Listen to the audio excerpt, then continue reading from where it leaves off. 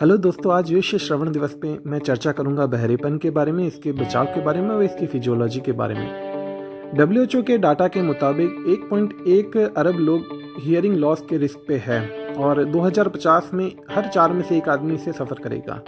सबसे पहले हम हियरिंग की जर्नी के बारे में बात करते हैं, कैसे साउंड ब्रेन तक पहुंचती है। जब एक सोर्स से आवाज़ आती है तो ये जो आवाज़ एक तरंगों के रूप में, साउंड वेव के रूप में सबसे पहले हमारे ईयर कैनाल में जाती है और फिर यहाँ से होती हुई जो सबसे पहले हमारे कान का पर्दा है उस पर टच करती है, जिससे कि कान के पर्दे में वाइब्रेशन होता है। उसके बाद में ये वाइब्रेशन कान के पीछे 3 हड्डियाँ होती है, जिसको कि मेलियस, इनकस और स्टेपिस बोलते हैं। इससे होता हुआ ये हमारे कान के पीछे के हिस्से का जो अंदर का कान होता है वहाँ जाती है ये साउंड वेव्स, और इसको बोलते हैं हम कॉक्लिया। और जो कॉक्लिया होता है, यहाँ से साउंड वेव्स ऑडिटरी नर्व के थ्रू आगे की तरफ हमारी जो हमारा ब्रेन होता है, सेंट्रल नर्व सिस्टम, वहाँ जाती है।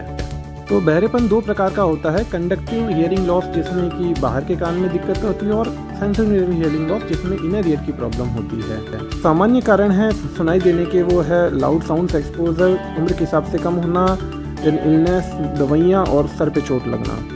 और हमारे हियरिंग लॉस से सारा सिस्टम इफेक्टेड होता है। अब मैं 10 बिंदुओं पे चर्चा करूंगा जिससे बहरेपन को रोकने के लिए काफ़ी ज़रूरी है। तो पहले हम दवाइयों के बारे में चर्चा करेंगे। दर्द की दवाइयाँ, एंटीबायोटिक्स, कैंसर केमोथेरेपी वाली दवाइयाँ हमारे कान की नर्व को डैमेज करती है, सो डॉक्टर की सलाह से ही दवाइयाँ लेनी चाहिए।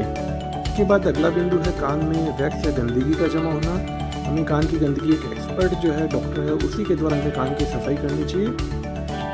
अगला बिंदु है हृदय का स्वास्थ्य। ऐसा स्टडीज़ में पाया गया है कि जो हृदय की बीमारियां और जो कान के सुनने की प्रॉब्लम का बहुत ही स्ट्रॉन्ग कनेक्शन है। एक वेल कंट्रोल डायबिटीज़, शुगर की बीमारी हमारे कान की श्रवण क्षमता के लिए बहुत ज़्यादा जरूरी है। उसके बाद जो स्मोकिंग है वो भी एक बहुत कॉमन कारण है, जिसकी वजह से कान से कम सुनाई देता है, जो न केवल आपके लिए बल्कि आपके बच्चों के लिए भी कम सुनने का एक कारण होता है। तो स्मोकिंग को रोकिए। इसके बाद हमारे कान में कभी भी जो आवाज़ आती है उसको हमें इग्नोर नहीं करना चाहिए। ये एक हमारे नर्व का जो डैमेज है उसका एक इंडिकेशन देता है और हमें तुरंत हमारे को हियरिंग की टेस्ट करानी चाहिए। कान से आवाज़ होना हमारे हियरिंग लॉस का पहला लक्षण हो सकता है। इसके बाद हम चर्चा करेंगे जो बहुत ज़्यादा शोर शराबा है, हल्ला गुल्ला, उससे कैसे बचे। तो बहुत ज़्यादा हल्ला गुल्ला और शोर शराबा से अपने कान की जो सुनने की क्षमता वो इफेक्टेड होती है।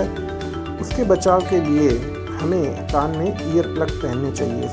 ईयर प्लग का यूज़ करिए। ये सॉफ्ट ईयर प्लग है, ये नॉइज़ी प्लेस, लाउड प्लेसेस में आपको एक्सेसिव नॉइस से बचाता है और बहुत ही ये ईजी और इफ़ेक्टिव तरीका है।